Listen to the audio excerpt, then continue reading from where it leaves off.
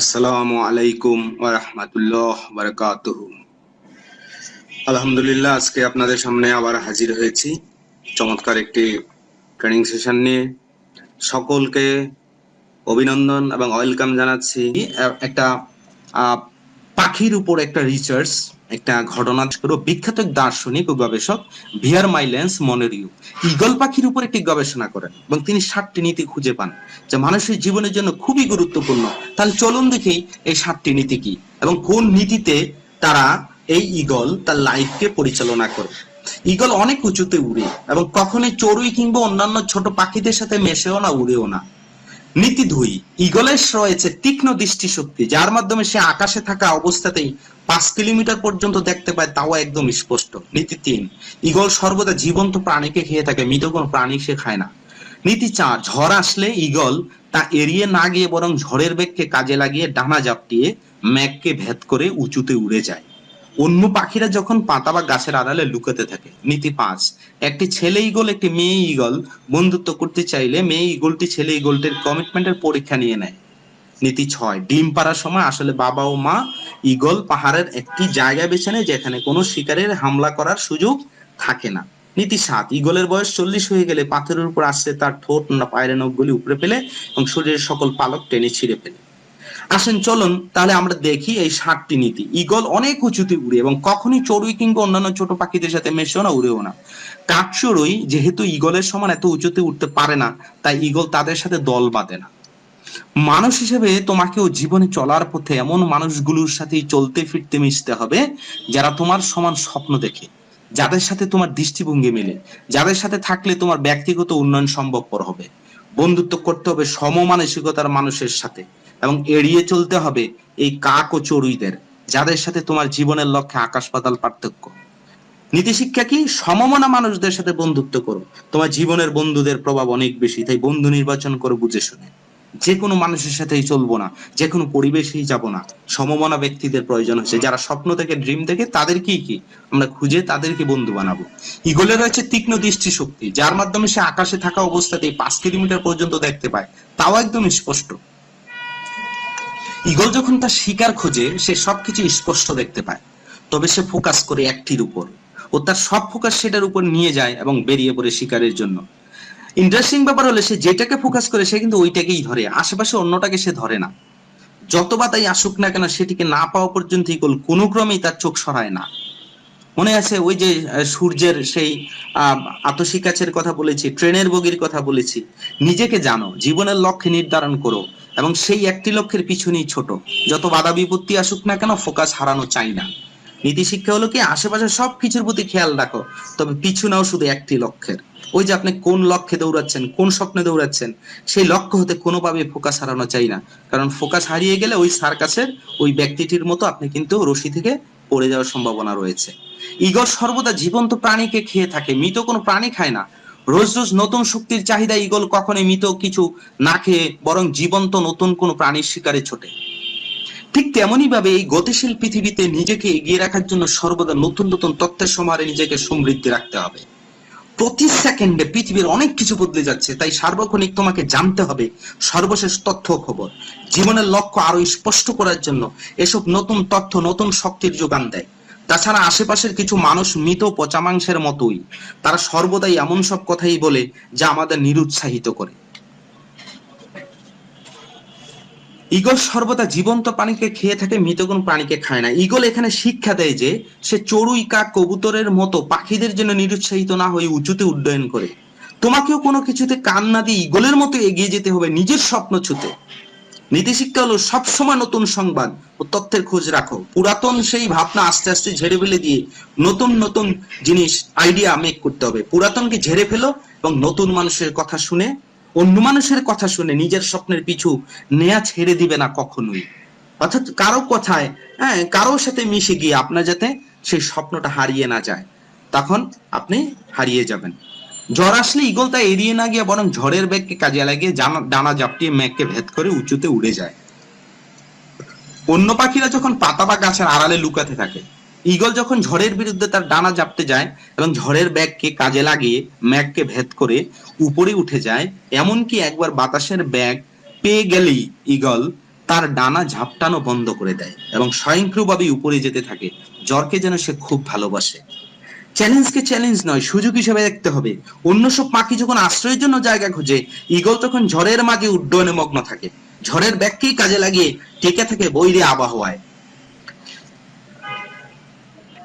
তাই সাফল্য পিপাসু একজন স্বপ্নবাজকে প্রতিটি চ্যালেঞ্জ সাদরে গ্রহণ করতে হবে। একমাত্র প্রতিকূল পরিস্থিতিই পারে নতুন কিছু শেখাতে, সমস্যা সমাধানের দারুণ দক্ষতাটি বাড়াতে। অতএব চ্যালেঞ্জ আসলে এড়িয়ে না গিয়ে তার মুখোমুখি হতে হবে, দীপ্ত হাতে লড়তে হবে। বাধা নয়, বাধাকে শক্তিতে রূপান্তরিত করতে হবে, ঠিক যেভাবে ঈগল করে। এখন আমাদের সামনে একটা বাধা করোনা, কিন্তু মনে রাখতে হবে এমন অনেক করোনা, অনেক কিছুই সামনে আরো আসতে পারে, বাট এটাকে মোকাবেলা করতে হবে। এই করোনা দিয়েও কিন্তু এখন প্রচুর মানুষ লক্ষ লক্ষ কোটি কোটি টাকা ইনকাম করছে সহিভাবে। চ্যালেঞ্জকে চ্যালেঞ্জ নয়, সুযোগ হিসেবে দেখো।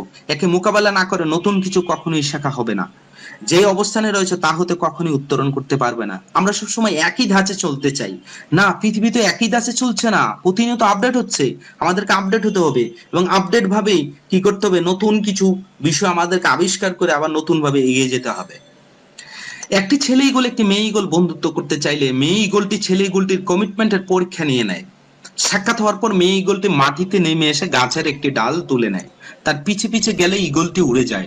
মেয়ে ঈগলটি সেই ডাল নিয়ে উপরের দিকে উড়ে যায় এবং একটা নির্দিষ্ট উচ্চতায় যাওয়ার পর গাছের সেই ডালটি নিচে ফেলে দেয়।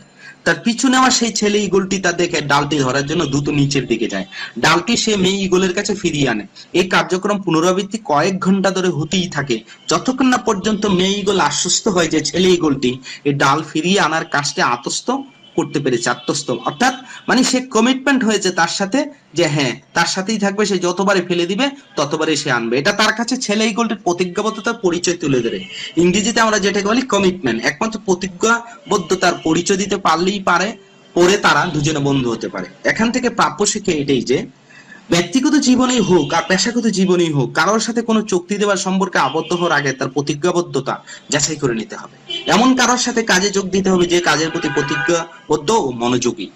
তাহলে এক্ষেত্রে কি দাঁড়ালো, যে নিজের সহযোগী বা জুনিয়রদের অ্যাসাইনমেন্ট দিতে হবে এবং পরখ করতে হবে যে তোমার তত্ত্বাবধান ব্যতীত তারা ততটুকু ভালো কাজ করেছে, কত মনোযোগী কত গুরুত্বের সাথে কাজটি করেছে। ঈগল আমাদের এই শিক্ষাটি কত সুন্দরভাবে এনে দিয়েছে। নীতি শিক্ষা হলো কাউকে নিয়োগ দেওয়ার পূর্বে তার কমিটমেন্ট যাচাই করো, ব্যক্তিগত হোক আর পেশাগত হোক, যাচাই করে নিতে ভুলবে না। তার মানে আমরা যে টিম ওয়ার্ক করি, আমাদের টিম মেম্বার হিসেবে যারা আমাদের সাথে রয়েছে তারা কতটুকু আমাদের কাছে কমিটেড এবং আমরাও তাদের কাছে কতটুকু কমিটেড, এটা কি একটু যাচাই করা দরকার আছে এবং পরখ করা দরকার আছে। নীতি 6, বাসা তৈরির পালা আসলে ছেলে ঈগল এই বাসা নির্মাণের জন্য প্রথমে কিছু কাটা বিছায়, তার উপর গাছের ছোট ছোট ডালা বিছিয়ে দেয়, তার উপর আবার কিছু কাটা দিয়ে একদম শেষে কিছু নরম ঘাস বিছিয়ে দেয়। ছোট্ট আবাসটি নিরাপত্তার জন্য বাইরের দিকে তারা কাটা ও শক্ত ডালা বিছিয়ে রাখে। বাচ্চা ঈগলগুলো যখন উঠতে শেখার সময় হয়, মা ঈগল তাদেরকে বাইরে ছুড়ে দেয়, কিন্তু পড়ে যাওয়ার ভয়ে ছানাগুলি ফিরে আসে। মা ঈগল এবার নরম ঘাস সরিয়ে ফেলে, পুনরায় তাদের বাইরে ছুড়ে দেয়। আর তাই ছানাগুলো যখন ফিরে আসে, কাটার সাথে আঘাত পেয়ে তারা নিজেরাই বাইরে ঝাঁপ দেয়। এই ভেবে যে এত প্রিয় মা বাবা কেন এমন করছে, এবার বাবা ঈগল নিয়োজিত হয় তাদের উদ্ধার কার্যে। কি ইন্টারেস্টিং, নিচে পড়ে যাওয়ার আগেই সে পিঠে করে ছানাগুলিকে ফিরিয়ে নিয়ে আসে। যতদিন পর্যন্ত ছানাগুলো তাদের ডানা ঝাপটানো না শুরু করে, এই প্রক্রিয়া চলতেই থাকে। এখানে থেকে শিক্ষা নেওয়ার মতো অনেক বিষয় আছে। এরকম সুরক্ষিত আশ্রয় গড়ে তোলার এই প্রস্তুতি আমাদের শেখায় যে কোনো পরিবর্তনের জন্য প্রস্তুতি নেওয়ার। পরিবারের সব কাজে প্রত্যেকের স্বতঃস্ফূর্ত অংশগ্রহণ করা সর্বদাই কাম্য। বাচ্চা ঈগলের গায়ে কাটা লাগায়, তারা শেষ পর্যন্ত ডানা ঝাপটানো শুরু করে এবং তখনই প্রকৃতপক্ষে নতুন একটি বিষয় আবিষ্কার করে, তারা আবিষ্কার করে যে তারা উঠতে পারে। আমরা যেখানে স্বাচ্ছন্দ্য বোধ করি, সারা জীবন ওখানেই থাকলে আমরা নতুন কিছু শিখবো না, জীবন নিয়ে জানবো না, নিজের ক্ষমতাগুলি নিয়ে অবগত হব না। এক কথায় কমফোর্ট জোন থেকে বের হতেই হবে, নচেত নতুন কিছু শেখা কখনোই সম্ভব নয়। মা ঈগল তার ছানাগুলিকে ছুরি দিতে চায় যেন তারা উঠতে শিখে। বাবা ঈগল তাদের পড়ে যাওয়া হতে বাঁচায় যতক্ষণ না তারা ঝাপটানো শিখেছে। অর্থাৎ এখান থেকে আমরা যা শিখি সেটা হলো, যে কোনো সময় পরিবর্তনের জন্য সর্বদা প্রস্তুত থাকো, অভিযোজনে অভ্যস্ত হও, নতুনে অভ্যস্ত হও। অর্থাৎ যে কোনো পরিস্থিতিকে নিজেকে মানিয়ে নিতে শিখো। আর ভুলে যেও না, life begins at the end of your comfort zone. আপনার আরামদায়ক অধ্যায়ের শেষে জীবন শুরু হয়। কমফোর্ট জোন থেকে না বেরোলে জীবনে অগ্রগামী হওয়া সম্ভব নয়। আমরা একটা কমফোর্ট জোনেই সবসময় থাকার জন্য চেষ্টা করি না, যে কোনো জোনে আপনাকে বিরাজমান থাকতে হবে, যে কোনো জোনে অভ্যস্ত হতে হবে, যে কোনো পরিস্থিতিতে আপনাকে নিজেকে অভ্যস্ত করতে হবে, যে কোনো পরিস্থিতিকে নিজেকে মানিয়ে নিতে হবে। তাহলে দেখবেন আপনি নতুন কিছু শিখতে পারবেন, নতুন কিছু জানতে পারবেন, এবং আপনার মধ্যে সফল হওয়ার যে বিষয়গুলি আছে, স্কিলগুলি আছে, সেগুলি আস্তে আস্তে কি ডেভেলপ হতে থাকবে। বয়স বাড়ার সাথে সাথে ঈগল পাখির ডানা পালকগুলো দুর্বল হয়ে পড়ে, যে কারণে সে আগের মতো খুব দ্রুত গতিতে উঠতে পারে না। দুর্বল বোধ করলে সে এমন একটি জায়গায় আশ্রয় নেয় যেখানে পাথর রয়েছে। সেখানে সে তার শরীরের প্রতিটি পালক টেনে ছিঁড়ে উঠিয়ে ফেলে এবং ঠোঁট ও পায়ের নখ আঁচড়ে ভেঙে ফেলে। নতুন পালক, ঠোঁট ও নখ না গজানো পর্যন্ত সেই দুর্বল ঈগল কোথাও বের হয় না। যখন তার 40 বছর হয়ে যায়, নতুন পালক, ঠোঁট ও নখ গজিয়ে গেলে সে পুনরায় বজ্রগতিতে উড়া শুরু করে। কাজ, দায়িত্ব, পড়াশোনার জাফাকলে পিষ্ট হয়ে যখন হাঁপিয়ে ওঠে, সিদ্ধান্ত নাও একটু বিরতি নেওয়ার, ছোট্ট একটি ছুটি নাও, সময় বের করে নিজের জন্য। এই সময়টিতে একান্ত চিন্তা করো কোন কাজটি তোমার কাছে অর্থপূর্ণ এবং কোনটি তোমার করার একেবারেই প্রয়োজন নেই। ঈগলের মতো তুমিও ঘাড় থেকে ঝেড়ে ফেলে সেসব অপ্রয়োজনীয় কাজের দায়িত্ব, যা তোমার চলার গতিকে মন্থর করছে, এগিয়ে যাওয়ার পথে বাধা হয়ে দাঁড়াচ্ছে। আমরা অহেতুক অনেকগুলি কাজ আছে যেগুলি করে থাকি, সেই সাথে নিজেকে যাচাই করে দেখো যে কোন কোন বদ অভ্যাসে তুমি বর্তমানে অভ্যস্ত। ঈগল পাখির মতো ঝেড়ে ফেলো সেসব বদ অভ্যাস বা অকার্যকর অভ্যাস। পুনরায় শুরু করো নতুন ভাবে পথ চলা। নীতি শিক্ষা কি? নিজের সকল বদ অভ্যাস হতে বের হয়ে আসো, অপ্রয়োজনীয় কাজগুলো হতে নিজেকে দায়মুক্ত করো, না হলে জীবন থমকে যাবে। অর্থাৎ আমাদের যে বদ অভ্যাসগুলি রয়েছে, আমাদের যে বদ পদচারণা রয়েছে, সবগুলি জিনিসকে কি করতে হবে? আস্তে আস্তে বাদ দিতে হবে। যেই কাজটা আমাদের জীবনের জন্য আউটপুট নাই, আমাদের স্বপ্ন পূরণের জন্য, আমাদেরকে গোলের মুড অফ অ্যাকশন ডেভেলপ করার জন্য আমাদের জীবনে কাজে আসে না, আমরা সেই কাজগুলি করব না, আমরা সেই সময়গুলি দিব না, আমরা সেখানে সে মেধা, বুদ্ধি, শ্রম কিছুই ব্যয় করব না। তা না হলে আমাদের জীবনটা কি হবে? থমকে যাবে।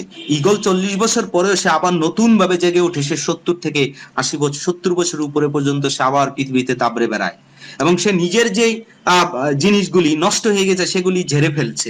ঠিক আপনি, আমরাও কি করব? আমাদের স্বপ্ন পূরণ করার জন্য, গোলকে বাস্তবায়ন করার জন্য, গোলকে অবলম্বন করে আমাদের সেই জিনিসগুলি আস্তে আস্তে ঝেড়ে ফেলতে হবে। তাহলে আমরা আমাদের স্বপ্নের কাঙ্ক্ষিত মঞ্চে যেতে পারবো।